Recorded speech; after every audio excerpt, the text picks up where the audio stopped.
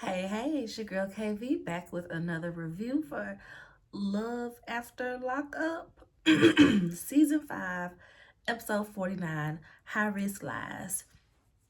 Y'all know I'm always late on this stuff. Why she wanna get rowdy as soon as I get started? Child, I can't deal. Episode 49, High Risk Lies. This episode had a lot going on. And then when I looked at something today, I was like, oh, that's because the next episode or the episode that just came out is the finale.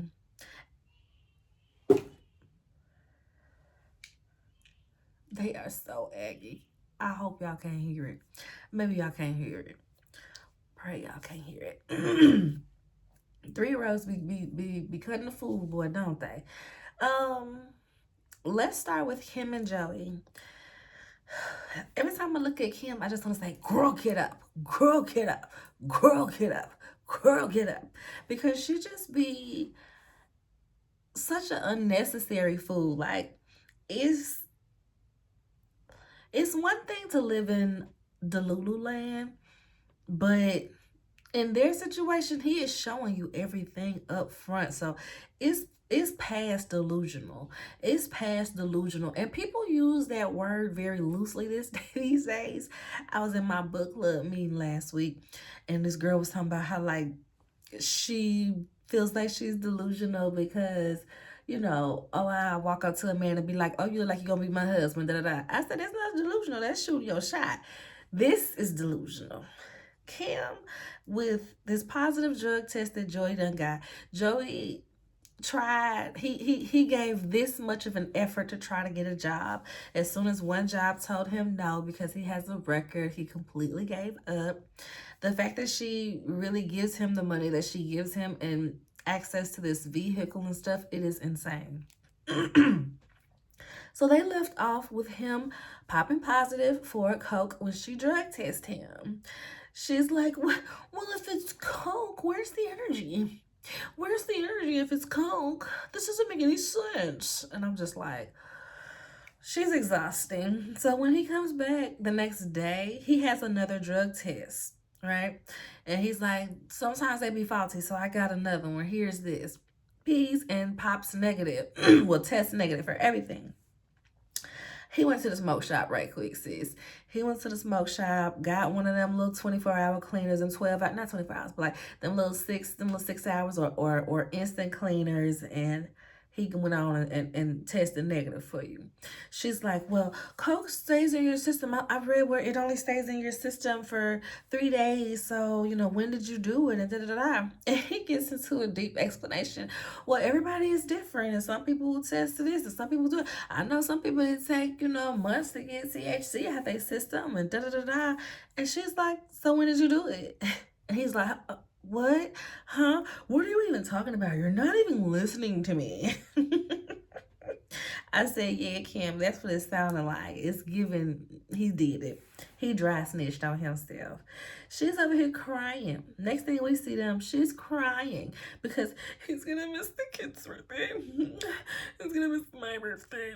He's gonna miss everything.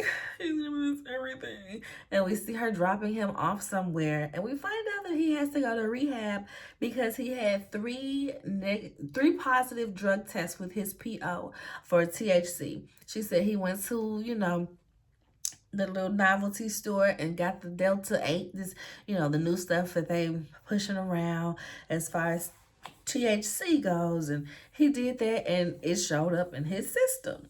So she's like, I know this might sound crazy, but I still love him and I just still want him to get better and come back to our family and be a dad to these kids. And I'm like, girl, are you kidding me? She loves him no less, y'all. He been around her kids using drugs, taking the money that he supposed to be like living off of basically and buying drugs, using the car that you paying for and paying the gas for to go buy drugs. You had to ask your daddy for a loan to get a new house because he ain't got no job. And the money you giving him, he using it for drugs. If you wasn't giving him all the money and paying for this car, you would probably have the money to get the house yourself. What she needed, $7,000. She would absolutely, she would absolutely have the money herself to get the house, because between that car and the rims and all the money that she's giving him, I'm sure it's at least $5,000. You could have had that money yourself, but you got Joey asking your daddy because you need a new house. Girl, she should be ashamed of herself. I hope when she watches herself on TV that the responses on Twitter and stuff makes her get her act together, because this is insane, girl. You got two kids, and you just out here being all willy nilly with their well being. Has he been high taking your kids to school? Like, girl, they will call CPS on you for that. Like, the fact that she's just so meh about it all is mind blowing. Because if he go pick them kids up from school and he is high and somebody sees him, your kids are gone. You're being called into question. He goes back to jail. Then what? Then what, Kim? Then what? So she's out here, oh, it's just so hard being a single mom and doing this all myself. And like she's trying to put together something. I couldn't tell what she was trying to put together. But you know, they just moved into the house. And she's just like, oh, if your dad was here now, he would just rip this open and have it half done by now. And I'm like, okay, girl. Tatum, which is the cousin that she took Joey from. Tatum, well, I ain't gonna say took from her, but cheated with in high school. This was the cousin's boyfriend first, right? Her and her son come over. She's, oh, okay, I see you guys been doing some stuff, or okay, so you guys did this, and she's looking around. She's like, where's Joey? Oh, Joey's in rehab. She said, oh, I'm not surprised. She basically wants Kim to move on. She's tired of having to hear about it, and her dealing with this retarded stuff is stupid stuff. This stupid stuff. But she also tells Tatum that the DNA test has come back, but she don't want to open it because she's scared about the child support, and she feels like she'd be betraying Joey while opening it while he's in rehab and he's not here to see the results as well. I was like, girl, you are so pathetic. So pathetic. Tatum opens it and she has this big reaction, but of course it's a cliffhanger. We're not gonna find out till next week, which is the finale of this one, and I'm sure the next one is coming right after it the next week. Let's just breeze by what we gonna do next? Let's breeze by Bianca and Danielle.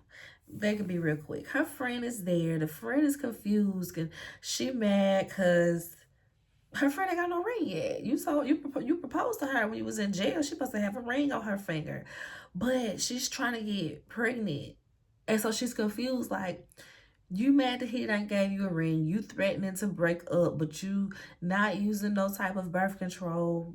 Kind of trying to get pregnant, on top of you saying the sex is not good, and y'all be fighting about this, that, and the other. The friend is just like, yeah, I feel bad for her because she's living in the Lulu thinking this is some type of fairy tale. The three of them end up talking about his drinking and how it could affect everyone around him. He's like, it's not an option for me to get back on drinking, and it's just not an option. And I'm like, but your girlfriend's a drunk. But your girlfriend's a drunk. She was being very critical of Bianca, rightfully so, saying that she was being critical, but saying the wrong stuff. She was like, she could do better. But you know your friend is delusional, girl. And who's to say that he's not? He seems more genuine in this relationship than she does. So really, he could do better, okay? She wants it to work because Bianca does, but she's crying because she's scared that it won't work out. The friend is leaving the next day. Bianca goes to get some bagels and coffee.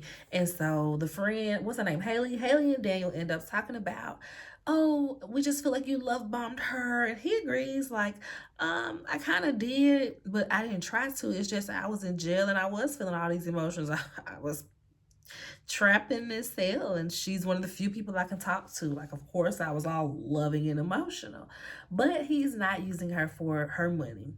He admits that it could seem, like he has bad intentions, but he does love her, but he's just not ready for marriage. She says, how long are you going to make her wait?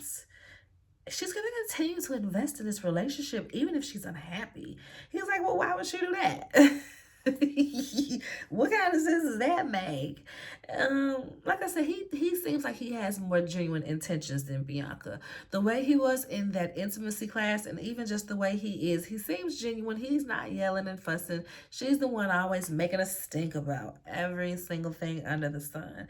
But seems like the friend is also trying to make him get married, and I'm like, your friend ain't ready to get married, and you know your friend not ready to get married.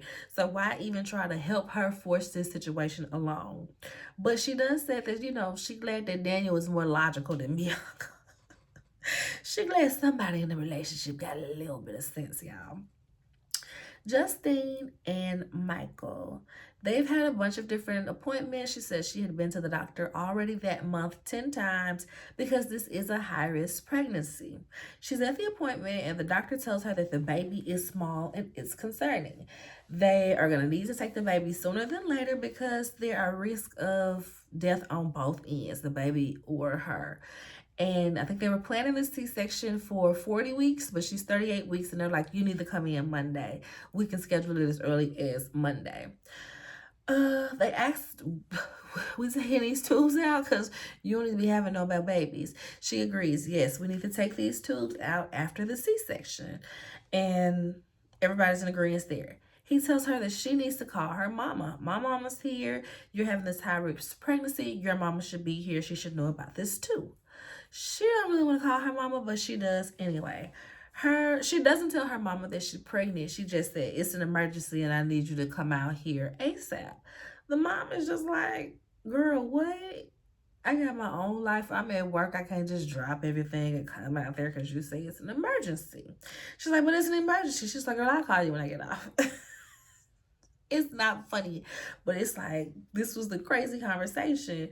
She truly don't be trying to mess with Justine, all them kids, and Michael. Or, I mean, it's a mess.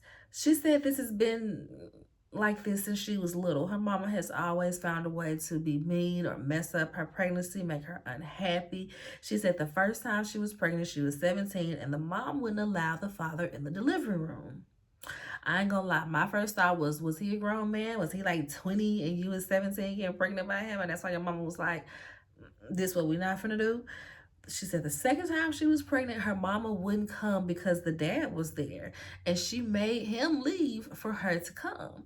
And I'm like, okay, so we're seeing a pattern where you'll be there for her, but only if she's a single mom.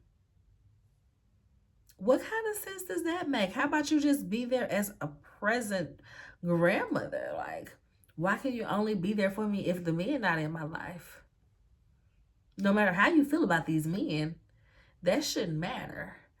You're my mama, and these are your grandbabies. So, what's really good? She said, this was the kicker, y'all. I'm sure it was the kicker for everybody because it was a kicker. She said the third time she was pregnant, her mama wouldn't even give her a ride to the hospital. She had to walk. I said, you had to walk to deliver your child because your mama wouldn't give you a ride? Baby, you couldn't pay me to keep up with that woman. You couldn't pay me to call her, to let her know what's going on in my life.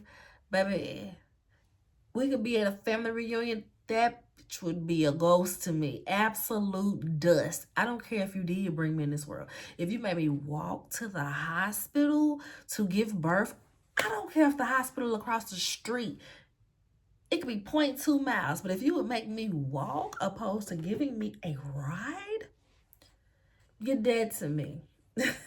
Cops on the radar, dead to me. Who I'm gonna get to Kendrick eventually. But yes, y'all. I said, what? The nurse comes back in and tells her, all right, girl, we got it for Monday. Try not to do any heavy lifting. Don't try to be no superwoman. Don't be doing all this extraness. And he's like, thank you, nurse. Thank you. She needs to hear that because she's always trying to be superwoman, always trying to do everything. And then Justine starts crying because she hasn't been able to really play with or handle the baby like that because she's not supposed to be lifting heavy stuff. Every time Justine gets to crying, it annoys me so bad because it's like these are the things that happen when you just haphazardly keep having babies. When everybody, including your doctor, is like, hey, you should probably stop having babies. You admitted yourself that y'all barely getting by on his one salary because you keep having these babies and you can't go to work. Because now you're going to have two small children. They are not even a year apart. You've got Irish twins. It is going to be so expensive to put them in daycare that it literally would not make sense for her to do that to get a job. Because chances that her job would really pay sick. Well, no. She's a nurse. She's a nurse. She's a nurse. So she can make good money to put them kids in daycare. So when they get to an appropriate age, she can go to work too and be providing. But who gonna be wanting to put their baby in daycare soon? I didn't put my baby in daycare until a few months, a year ago now.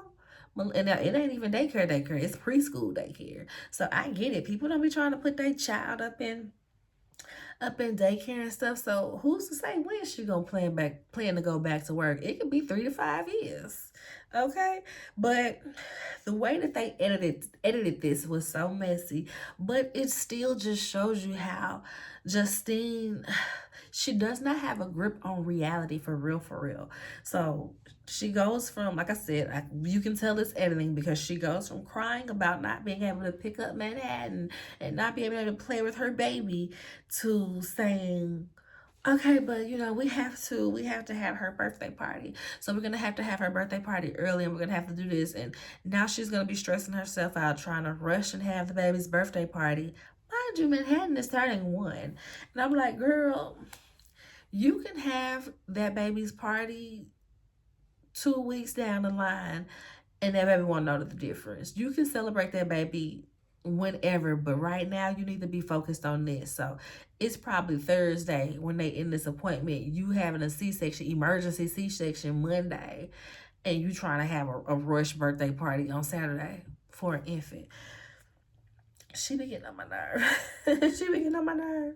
Now let's get to the meat and potatoes, y'all. Zaria and Troy. This girl is insane. This girl is literally too much. The fact that she blocked him from going to get his daughter and mom, for me, that's unforgivable. But,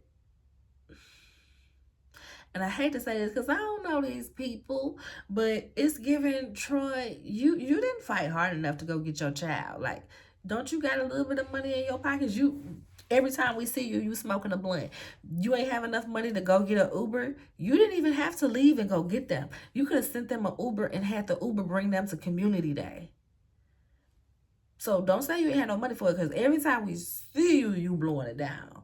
Baby be puffing like a chimney every time we see him.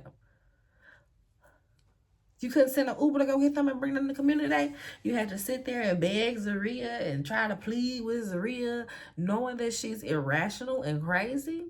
So he didn't do enough for me. He didn't do enough for me.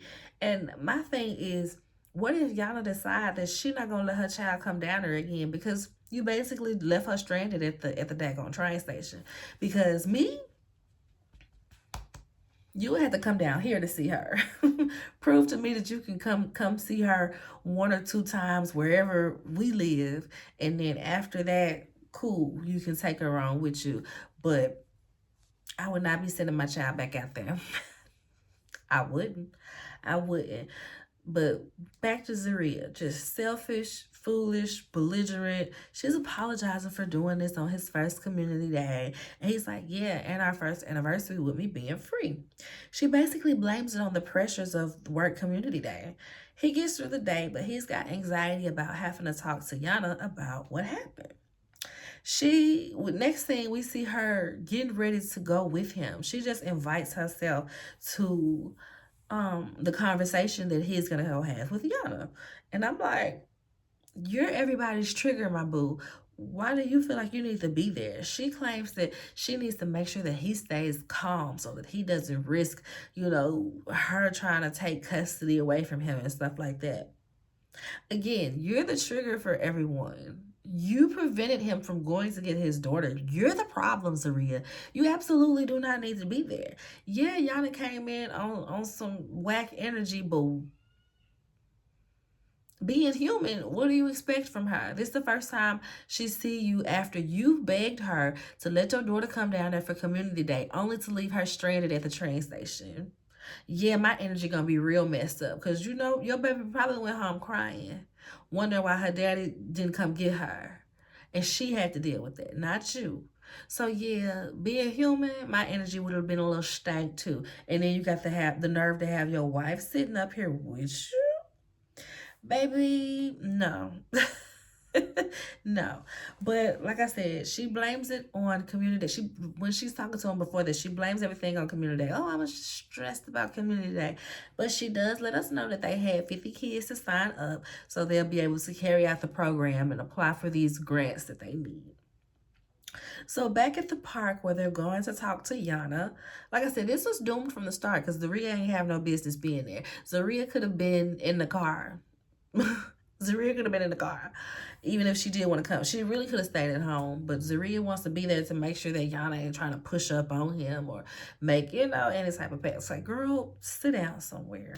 Yana tells Troy that me and you got to get our co-parents and stuff together before you add her in this. I'm not having this conversation in front of her. Zaria's just sitting there like, and I'm like, so how do you claim that you're there to stay to make sure he stays calm to not mess up the situation when you're literally doing something that could mess up the situation?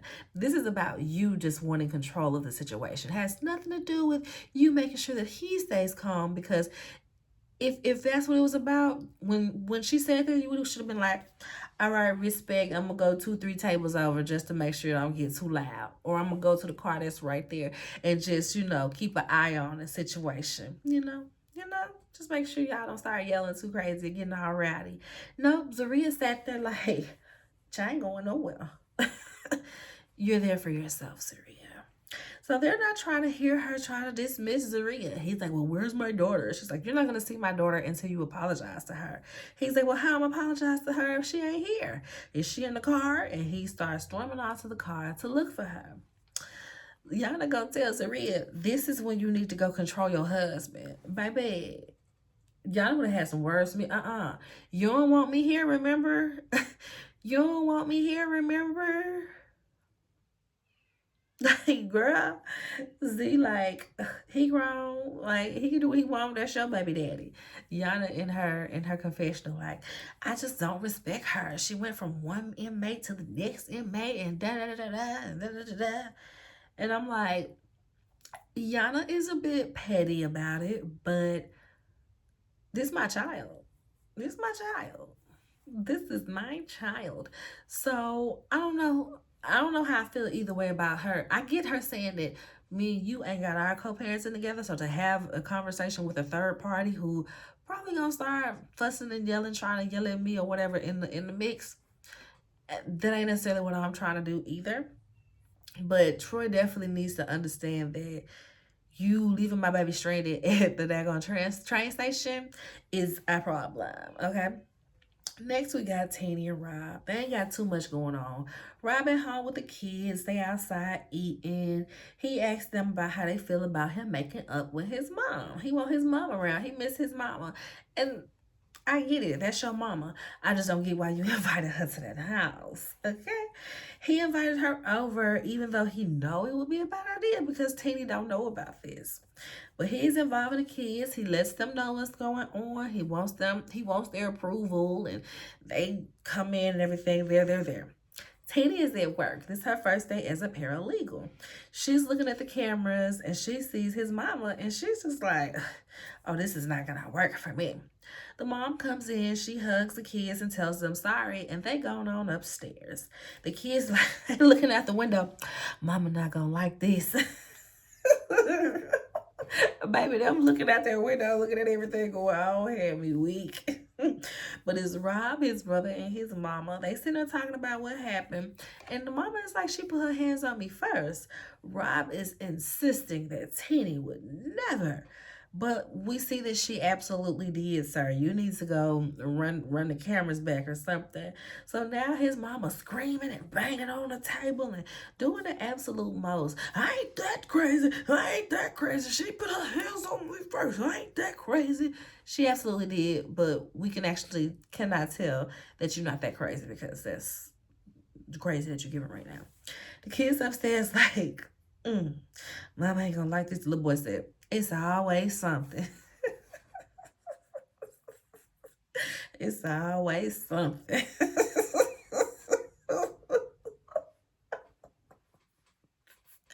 Them kids be cracking me up because they so like emotionally intelligent. They be there. They be there. So lastly, let's talk about Melissa and Louie. Melissa, her sister, and her friend. Remember they was at the little bridal salon and they was over there just going in on her ring. It might be fake. He stole it. Da, da, da, da. How she get that? Where he get that from? Where he get that money from? Um, like I said, they really trying to, well, it might be fake or he stole it. So they convinced her to go get it appraised and insured. On normal circumstances, there's nothing wrong with that, but in these circumstances, the intentions are bad. It's definitely given jealousy, and Melissa said that, but she's still curious herself. Like they messing with her, and it's working because, like I said, Melissa was like, I think she's jealous that she doesn't have a happy relationship to go home to. That's what it's giving, Melissa, and you're just letting her, you know, suck the piece of happiness that you should have right now right on up out of your relationship. So they go to the jeweler. She says, I want to make sure that it's not fake or that they didn't talk him into some lab grown diamonds. Okay, Melissa. He's like, yeah, this is a good ring. No, it's not fake at all. It's like low 20s, let me take it to the back and I'll appraise it and, give you all the information. The sister or the friend, whoever she is, she's like, well, I work 3 jobs too, and I don't have that type of money. And I'm like, well, it strikes me that you're probably single, paying all the bills yourself. So maybe that's where your money is going, to where Louis is co-paying on things with Melissa. Okay, so don't be trying to compare you and him. Like, how on earth could he ever get this type of money? What? She asked Melissa if he's selling drugs to get the money. And Melissa was like, no, like, no. She's like, well, what did he go to jail for? Armed robbery? And the friend's like, mm, mm, mm, mm, mm. And Melissa's just sitting there with all these question marks floating above her head, like just dumbfounded. The jeweler comes back out, lets her know that it's $25,000. The ring is appraised at $24,000. Everything looks great on the ring. The only thing is it doesn't have like the metal clarity stamp on it. All of the rings are supposed to have it. It's not anything that they could get in trouble for, but the jeweler, it's illegal for them to not have it in there. So now she's nervous about it. And she is like, her mind completely, the man flat out says it's nothing that you guys have to worry about. But she's now like, well, Louis, he needs to know this, or what if it violates his probation, or what if this, I don't know if he like got it off a truck, or so she's nervous about whether she should tell Louis or not because she doesn't want him to think that she went behind his back. But you did, girl. But you literally did. So she's, like I said, nervous about him violating his probation. And here's the worst part of it all to me is when she says, now that I got my ring, I'm not prepared to lose him again. So if he hadn't proposed, you would be perfectly fine with him just going to jail again and be forgetting about him? She has such terrible intentions and she can't even pretend that they're pure. Now that I have my ring, I'm not prepared to lose him again. Girl, the self-centered, She goes home to confront him about it. And he's like, girl, I got my receipt and I have a certificate for the diamond. If it not having a stamp, it's not my problem. I'm not going to jail for nothing. He said that it's hurting his feelings and it's putting him in his feelings that she's coming to him with this bull. I said, I know, right, Louis? I would have took that ring off her finger, went upstairs and either left or locked myself in the bathroom or backed myself in there and took a nap or just did something to make her mind wander. Because you're not finna play with me. I done been working hard. You done been seeing him working hard. He keep getting free pieces to bring home. He won't even go spend $20 on some fast food. And you wondering how on earth he got all this money. And you telling me he been doing this for a year? Working all these jobs for a year? How could he not have 20? It's like, what? Louis been working 3 jobs for a year. Even if these jobs were low-paying jobs, let's say he making $30,000 at the pizza shop. Let's say he making $15,000 doing the gym stuff, and that's 50, and he making another 10,000, whatever that third job is. He's bringing in at least $50,000-$60,000 on that year working all these jobs. So if he only paying bills with half of that and he ain't buying no food because he getting free pieces at work, he got some money to save up to buy your little spoiled, ungrateful ass a ring that he needs to take off your finger, okay? They be playing... Louis ain't did nothing wrong to nobody as far as we've seen on this show. He went to jail for armed robbery, so clearly he did something wrong with that armed robbery. But as far as we've seen Louis being out of jail, rehabilitated. Leave that boy alone. Stop being on his neck. Louis, go find you somebody that's going to appreciate you. Okay? Because she just want to dangle, what she feel like should be over your head. Just annoying. But that's it for this episode review, y'all. Make sure you like the video, thumbs up me, subscribe to the channel if you haven't already.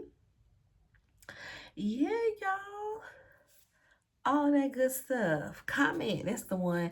Comment and let me know what you thought about this episode and if you're going to be watching when it turns to Life at the Lockup or whatever. I don't be knowing what none of them is. It's just love, life, after, during, right now, while they locked up, once they gone, recycle the people, switch them, change them, rearrange them. It just all be the same thing, and we be 50 episodes on one season. I don't know what's happening.